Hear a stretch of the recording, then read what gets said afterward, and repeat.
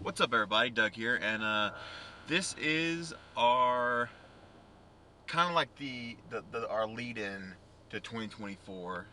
I'm not sure if this episode. I'm gonna make the call, closer to time, but this is going to either be our last episode of 2023 or our first episode of 2024. And on this episode, it's me and Leo talking about our favorite our favorite games of 2023, and some things we're looking forward to in 2024. We mainly talk about we talk a lot about Baldur's Gate and some other games that we've played through over the year. But before we get into it, this has 2023 is obviously when we started this podcast, and it was literally just born out of Leo and I talking about the Resident Evil Village DLC after it came out. We had the Discord call. I wish that I would have had some way to save that, and I would have put it out as like a whole episode at some point. But I didn't even know that it was a possibility at the time.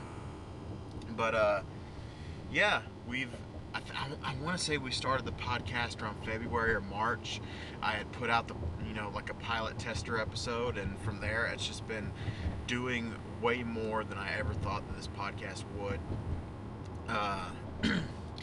Originally it was just going to be like a thing where I talk to people about games or TV or something like that, but it evolved into basically it evolved into a review show, which is something that I really wanted to get into with when I had started Here We Are Gaming back in, I want to say we had launched that show in like 2019 with Craig, and we had a bunch of guests on that show, and Robbie might have been on an episode, I can't remember, but it was a lot of fun doing that show, and I tried to get into the business of hooking up with developers and getting game codes and stuff like that, but it never took off. And I've told the story about how much later I looked back at the Here We Are Gaming email, and I'd gotten one code, and now at the end of 2023 I'm working on 3 or 4. I've got 3 or 4 games to review on my list, and Leo's got about the same, I want to say. It's just been a spectacularly busy year on the podcast. I never thought it would have taken off as much as it did. I've gotten contacts at a couple different PR companies for gaming. The main ones that I really wanted to say thank you to are first off, Evolve PR, which is they're the people over at Terminals, Stride PR, Kepler Interactive. That PR team has been really great to us. Way too many for me to list off the top of my head, but we've had a really good year, and I'm hoping that momentum carries over into 2024. I hope that the people that have listened to the show still like what we have to do. And I've been in that first test episode. Excuse me, I got a little bit of a cold. I had mentioned that this was never going to be because obviously I record this podcast in my car, so it was never going to be like this professionally done thing. But I have been looking into I don't even know the name of them, but they're those little microphones that you like clip onto your jacket or your shirt. It's like a little black square. I've been looking into those, and just something that we can use to update the quality of the audio a little bit. But yeah, next year is going to be obviously more reviews. I have been peddling around a few different show ideas. And the availability of those shows just depends on the how heavy our review load is right now. Like right now I am reviewing Chia, which is a game that won. I want to say it won the Game Award for Games for Impact, and I was able to get a code for that. And Leo's also reviewing the game. But after that, I've got a visual novel. There is a game that is still under embargo that I can't talk about yet, and there is. After that, I've got a Switch game, which I don't think is under embargo. I don't think it is, so I'm not even gonna say it. But I haven't touched that one yet. So it kind of hinders how much we can go into different shows. So the the likelihood is not really. I don't think that's really what I'm looking for.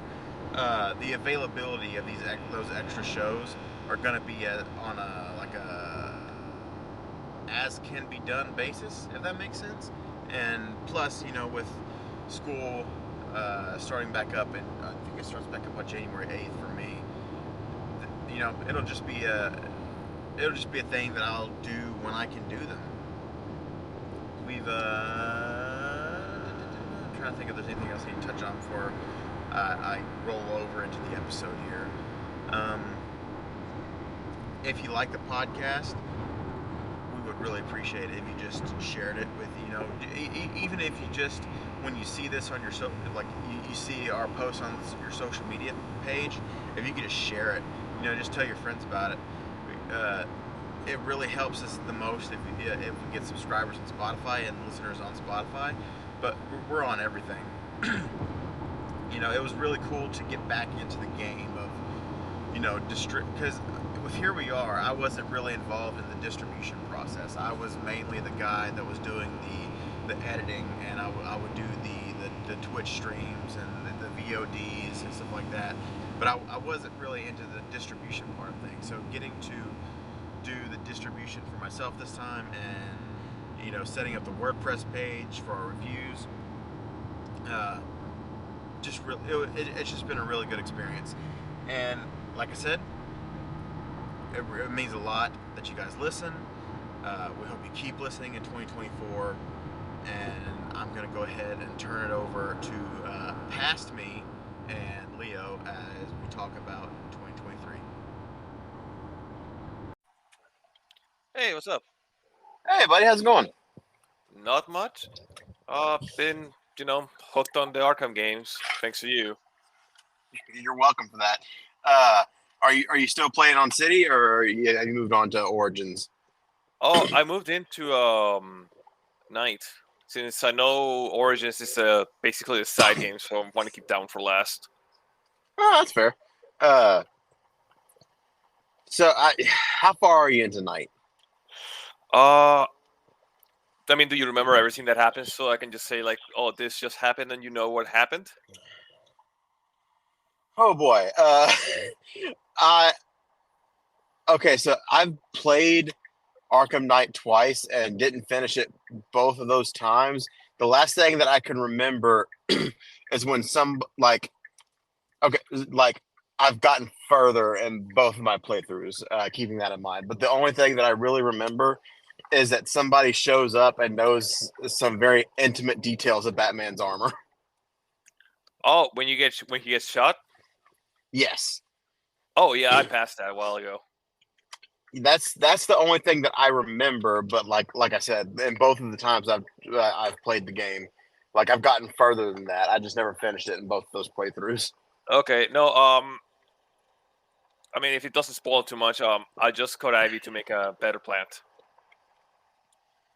Speaking of Poison Ivy, have you seen the uproar over the Suicide Squad thing? Oh, I didn't know they had an uproar. Yeah, so apparently there was a cutscene shown. I don't know if it was a leak or if Rocksteady released it, but I've seen it everywhere.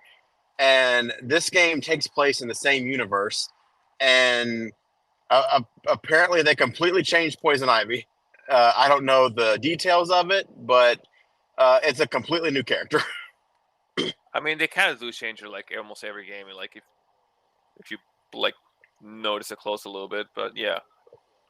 Or this is a much more drastic change. Oh, I can imagine. So yeah, just before we get into the topic of the show, because I'm sure this is going to be something that we're going to talk on for a while. Just a little bit of housekeeping. We've been talking about on the last few episodes our WordPress page, and I finally took the time. This is groundbreaking, though. I took the time to memorize it. It is Nice. it's the Night Ride Home Podcast.wordpress.com. So if you go there, you can see all of our written reviews. And but if written reviews aren't your speed, you can always go on over to the podcast feed. Last week's episode, we had the Ebenezer and the Doomsday Paradise review. Even though the Doomsday Paradise review got cut off, it got cut short a little bit because of an emergency on my end.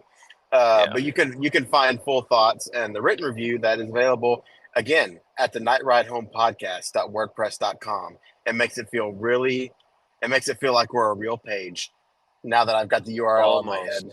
Almost. And speaking of almost being a real show, the Spotify for Podcasters app. So because Christmas fell on a Monday, I didn't upload this week's episode until this morning. So I uploaded the episode. I did my obligatory social media posts, and then I kind of just forgot about it. And I opened the Spotify for Podcasters app to send you the link to join the episode. And it said, "Congratulations, you got one play." I was like, "Shut up! I just uploaded the episode today." Well, you did it. Yeah, I did it. So, and also, I'm almost to the point where I can give a review on the ROG Ally. So, in like the next week or two, when everything's kind of cooled down on our end, we're going to have an episode where I just completely do a deep dive into that thing. Sounds good to me. I'm sorry, you cut out. What'd you say? Oh, I'll say that sounds good to me. Yeah. That's all I've got for housekeeping. So today's episode is going to be pretty much the bookend of 2023. So the first thing that I want to talk about are our top games of the year. How many would you say you want to just do our top three? Are we doing games we played or just games that came out this year? I mean, preferably games you played. Okay, because I mean, if top three games I played like that came out this year, specifically this year. I know this is gonna sound very cliche for the channel, but RE4. No. Armored Core and Baldur's Gate. Baldur's Gate, I feel I haven't gotten much of a chance to play because I just had too much fun playing with a friend, and I don't know about playing it alone. But it's amazing. Armored Core is basically all I ever wanted in a mecha game. Except it's too hard. Nah, that part's good. The mecha anime I watch is usually very blight and very painful. See, I would. Oh, go ahead. Go ahead. No, you go ahead. What I was about to say is it's just lower that difficulty, and I would 100% go back to it. No, make it harder. No. Double every enemy. Yeah, Resident Evil 4 was actually on my top 10 list as well. And it's insane. That's how good of a gaming year this was. That was my game of the year at one point, and now is at number 7. Nice. Baldur's Gate 3 was my number 1, and Armored Core. Obviously, I didn't play enough of the game to rank it. But if we're just talking like my top 3, my number 3 was Tears of the Kingdom, which years thought that would get knocked off a game of the year. Then fair. At number 2, I forgot to put Spider-Man 2 on this list actually. Final Fantasy 16 was my number 2, and Baldur's Gate 3 was my number 1. But if I honestly, I think Spider-Man 2 would have been my new number 4, which would have bumped. So my current top 10 is number 10 was Dead Space Remake, number 9 was Hogwarts Legacy, Number 8 was Star Wars Jedi Survivor. Number 4 was RE4 Remake. Number 6 was Diablo 4. Number 5 was Sea of Stars. Number 4 is Phantom Liberty. And then you already know the top 3. Yeah, I mean, Dead Space Remake was a really good game that came out this year. I'm not even gonna. I didn't want to say. I just wanted to name like top 3, but Dead Space Remake was amazing. Oh yeah. Other than go the ahead. issues I had, with the graphics card that I told you about. Which is fixed now, right? Yeah, it's fixed. It worked like no issues. No idea what Okay, happened. awesome. No idea when it happened. It works. I'm happy. What's it called? Blasphemous 2 was also amazing. Like lower end games that they came out this year, amazing. I still can't believe I got to play it. the good old review cycle. Oh yeah. Yeah, and speaking, I mean, just talking about Dead Space Remake, first off, it's insane that game came out this year. It feels like at this point, like with how long this year has been in the gaming industry, that game does not feel like it came out this year. It feels like it was at least 2 or 3 years ago at this point. And It also, does. I never had the graphics card issue. I just had the issue where when I would open, like, I think they fixed it like after the first day, but when you play Dead Space Remake on day 1, when you open the map, the game would crash. Oh, that's annoying. It was extremely annoying, and I was already super annoyed because Dead Space Remake was the first, since like after getting the Steam Deck, it was the first game that I had pre-ordered, and it was the first time that I was introduced to, like, I'm used to when a game's release date hits, like if it says it's coming out January 2nd, like when I wake up on January 2nd, I expect to be able to play it as soon as I wake up. And I got up that day, and I got up early, and I tried to play the game. It's like, you can't play it yet. And I said, what? Why not? And I want to. I paid you.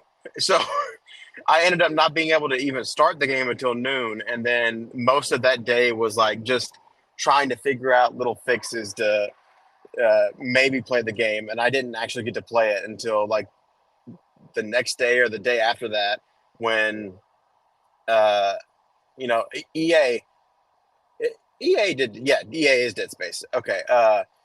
They really did a lot in those 2 days, and I'm pretty sure the Dead Space Remake is actually Steam Deck verified now. So I mean, it just works out of the box.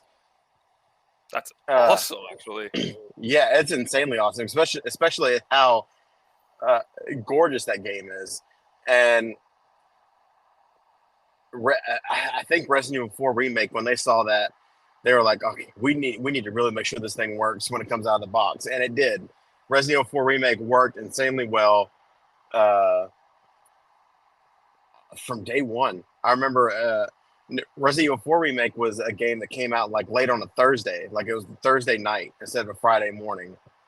And I remember waking up, like I just woke up to use the bathroom like that Friday at like 1 a.m. And I was like, I mean, screw it, I might as well I might as well play the opening. And I ended up playing 3 hours and being exhausted for work the next day. That sounds like something that happens eventually. It happens. Yeah, it happens a lot.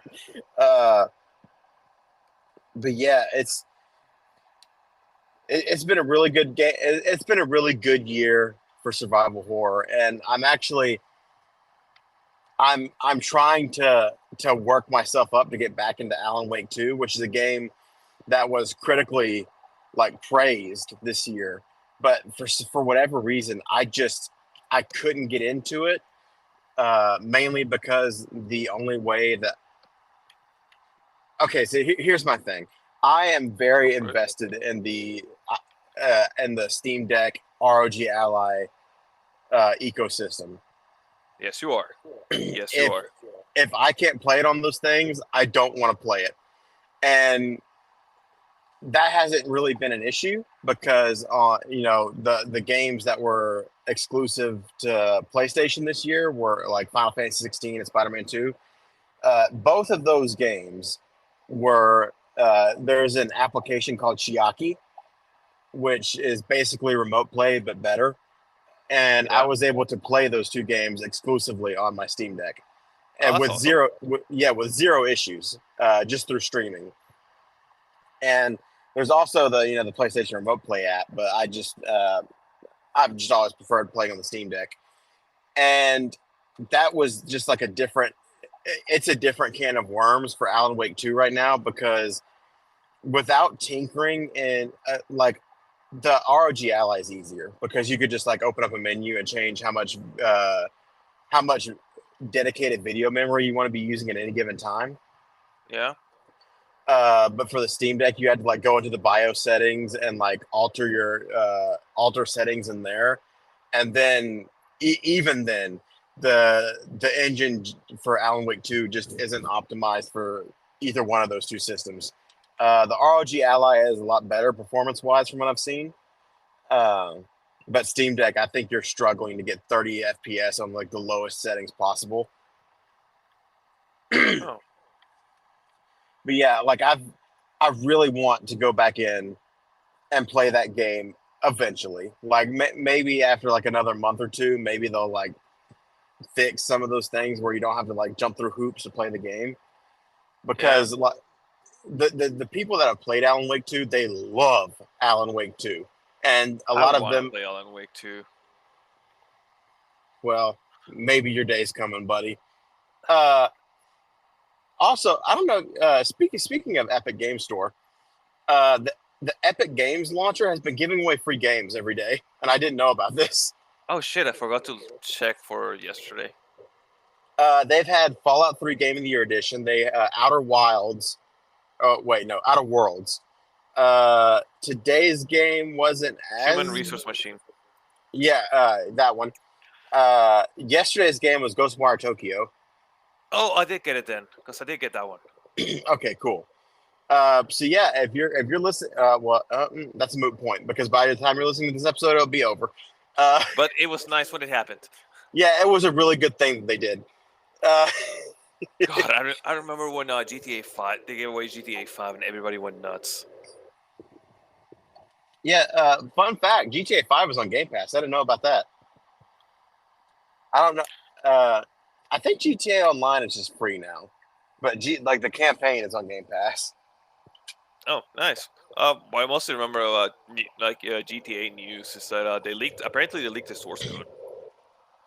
Yeah, I'm pretty sure there was evidence of a single player DLC that they had made, but just decided not to release because GTA Online was making too much money. Yeah. Which is a lot of stuff they've done, but which is a real shame, because I mean the GTA 4 had two different expansions that were single player, and they were both amazing. Lost of the Damned was really good, and then Ballad of Gay Tony is considered one of the best GTA stories of all time. Yeah, I mean, like I said, I don't expect too much.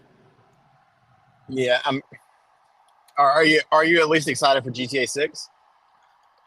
I mean, kind of.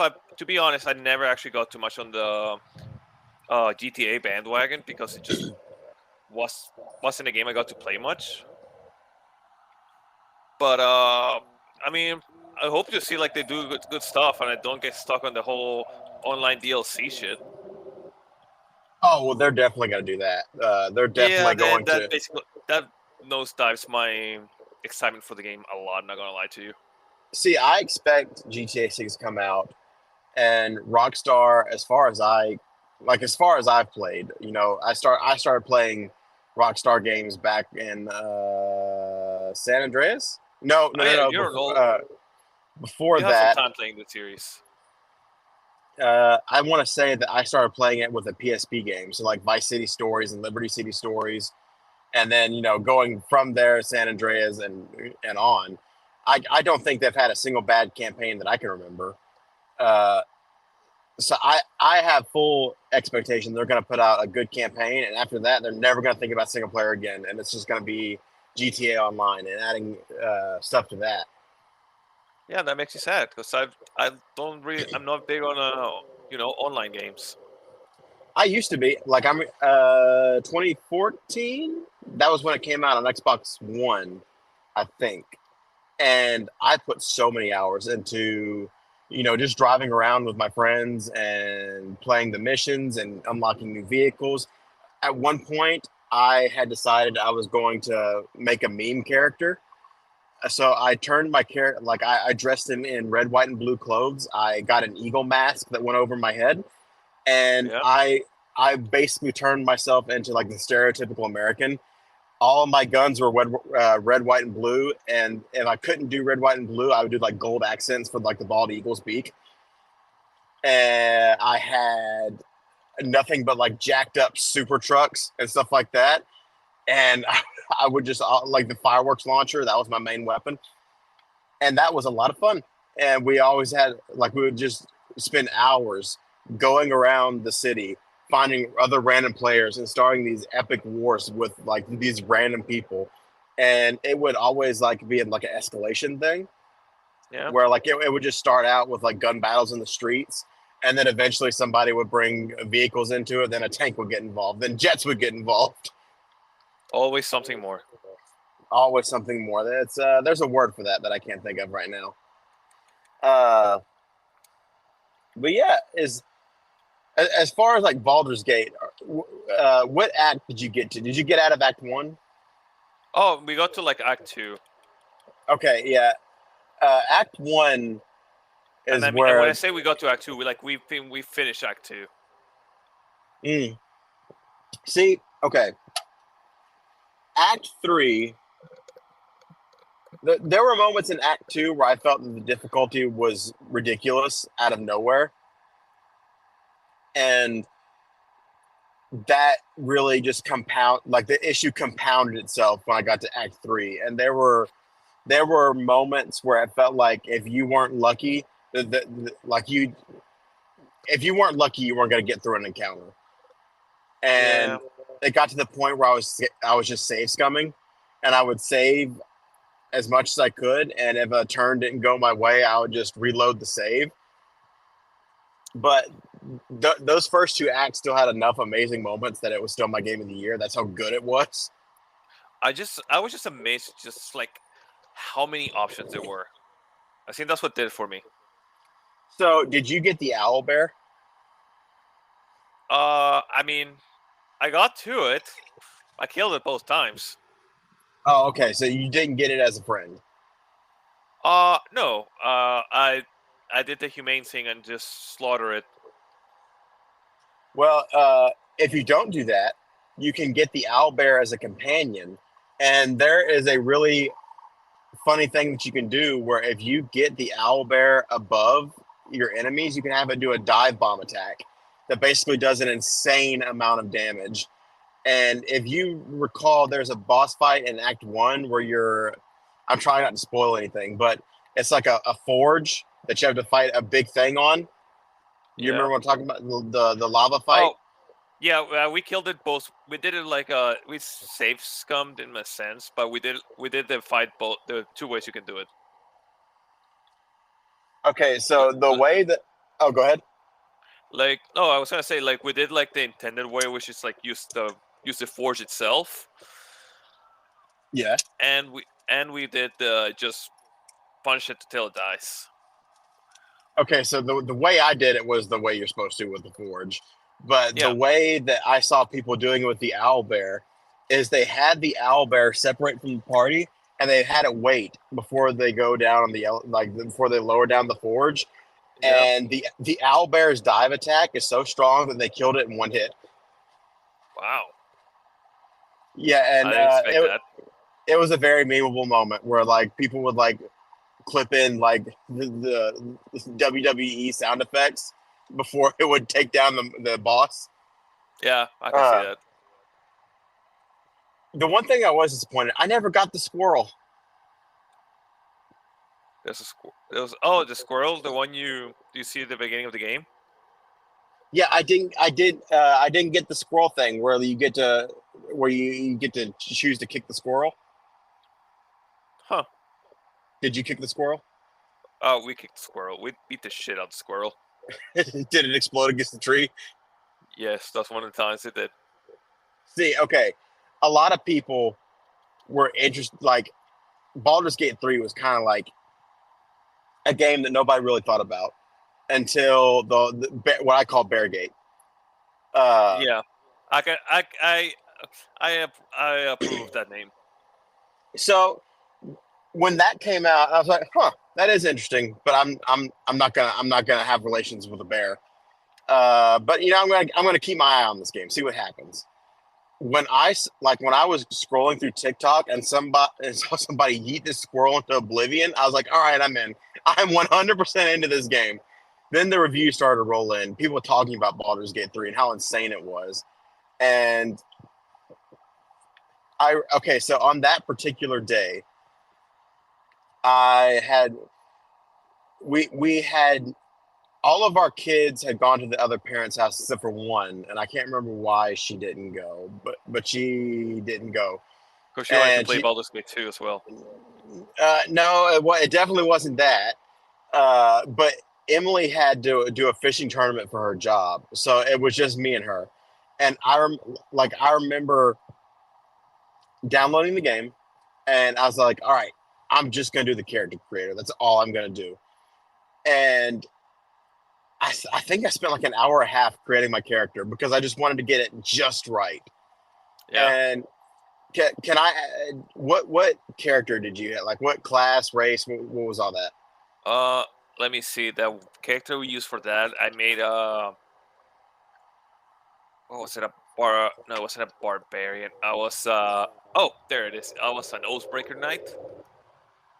Oh, I was an Oathbreaker dwarf. okay. So I was a tiefling warlock. Because the joke was like we were basically killing. We were basically going around killing everybody. Man, and that's something that you can absolutely do. I'm pretty sure I sent you the image of there was a guy that started a playthrough of Baldur's Gate where he was literally just doing a run where he killed everybody he came across, and he would take the bodies and dump them in a shack. And Yeah. he uploaded a picture of the results of after going through Act 1, killing every NPC he found, and it was just like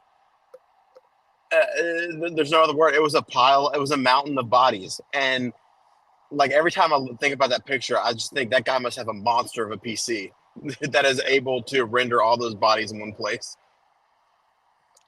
Yeah, I just put them in a box.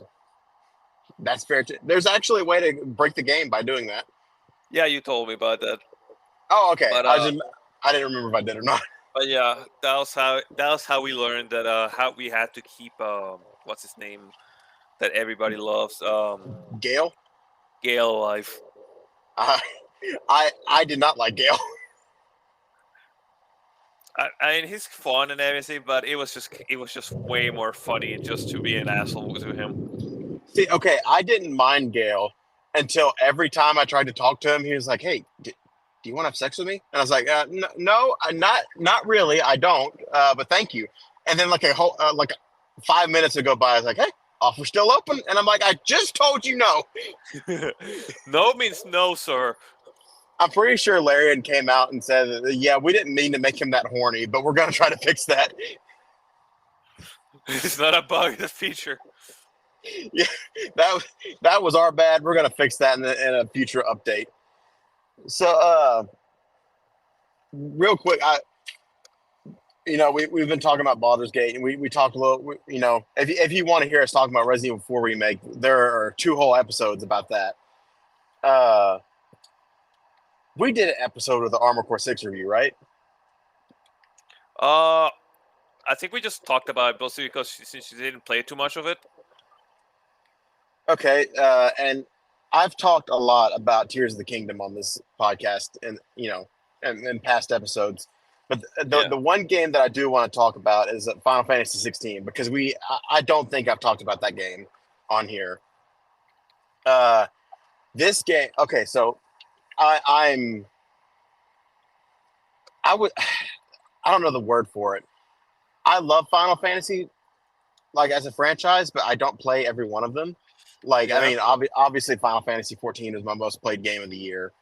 And I've played Final Fantasy VII Remake, even though I was a lot lower on it than other people were. And over the years, I've kind of. Oh, hold on one second. Go for it. Yeah, sorry, I had to take my AirPod out because I had an ear itch.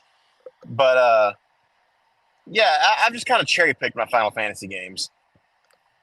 When That's fine. when Final Fantasy 16 was announced, I was like, this looks good. I'm not going to be too excited about it though. And then I heard that it was the same team that worked on Final Fantasy 14. I was like, oh, now I'm in. I'm all in now. Now And it's your time. oh yeah. But even then, I still like it wasn't like something that I was stoked for. Then the demo came out like a month before release, and the demo was so good that I could have rated the demo on my top 10 of the year. Like the demo was really, really, really, really good. Ooh. I told everybody that I could possibly tell about this demo. But like it was at the end of the demo, I was playing through Chiaki on my Steam Deck. When I finished the demo, I had a moment where I audibly said, no, it can't be over. No, not like this. Exactly. Final Fantasy 16, it has one of the best stories that you know what? It is neck and neck with Final Fantasy 14 and best stories in Final Fantasy games for me. Damn. The combat, the best way I can describe it is Devil May Cry. It's Devil May Cry and Final Fantasy. The characters are fantastic. The voice acting is great. There are like little moments here and there, and I was like, that's cheesy. But I mean, it's a JRPG. You're gonna get those. Yeah. It's part of the experience. It's absolutely part of the experience. The boss fights, the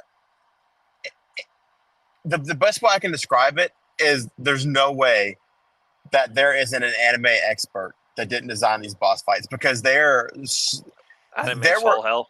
oh yeah, there is a boss fight towards the end of like it's like the third to last boss fight where it is so anime and it does all the things that you would want out of an epic anime fight to the point where towards the end of the fight something happens that made me leap out of my seat and I said, let's go. Just one of the best games Emily took it a step further and she said it's one of the best games she's ever played, period.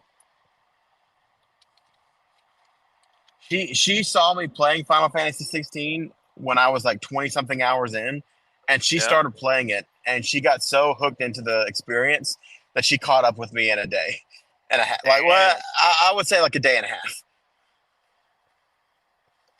That's speed. So yeah, a lot of good games this year. And before we wrap up this episode, is there anything that you're really looking forward to in 2024 that's been announced? Actually, look, to be fair, I have not seen like too much stuff I haven't paid attention enough to like see what's been announced for next year. I'm not gonna lie to you. Mostly because I usually work and I just kind of like to play a little bit when I get home. So I have not taken the time to look up what's new. Anything you can like tell me I might be excited for? Well, my main one right now is the Persona 3 remake. It comes out February 2nd. I want to say that Tekken 8 comes out in January. That looks good. Ooh. Okay, so I'm playing Yakuza Like a Dragon right now, which is basically like the new starting point in this franchise. They're starting off with a new character. Yakuza 8 comes out either late January or early February. And I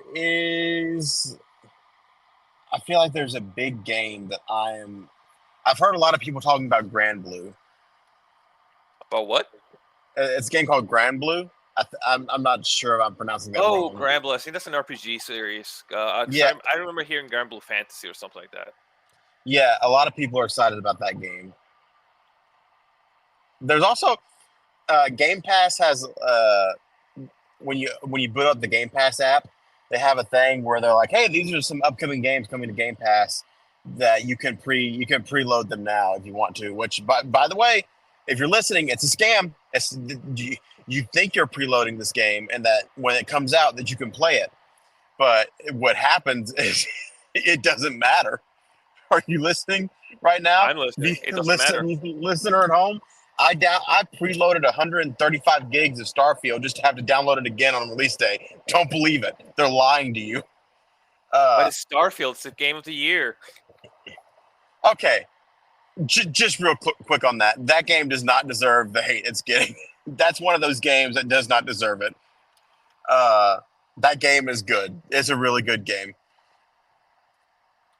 That being said, there is it's just 2 games right now. One of them is Persona 3 Remake, and the other one is a game called like Turnip Boy.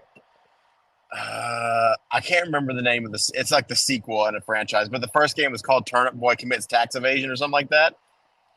Sounds like a lovely game. The IRS love it. It looks like a lovely game, and I want to play both of them. I'm trying to think of anything else I can think of that's coming out next year.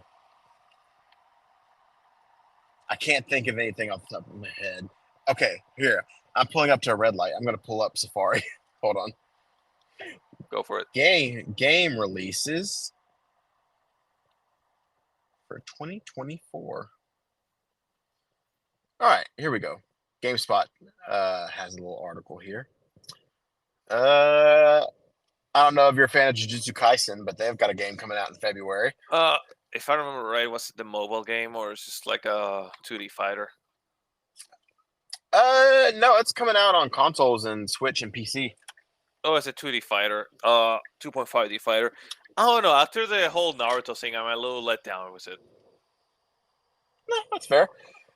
Prince of Persia has a new game, January 18th.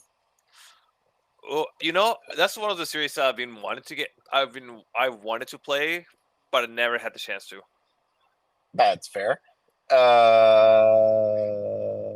Suicide Squad, February 2nd. Helldivers 2, which I never played the first one. Fair. If you never played the new Tomb Raider games, Tomb Raider 1 through 3 remastered. Oh, they're going to remaster them? Yeah, it comes out on February 14th. You can play them on PlayStation, Xbox, PC, or if you want the Elite experience, you can do it on Switch. Let's see what else. The Elite experience. The Elite experience. It's the only way to play it.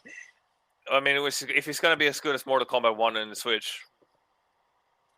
First, Mortal Kombat 1 on Switch is an unrivaled experience, and you take that how you want to take it. The only way that can be taken. It's amazing.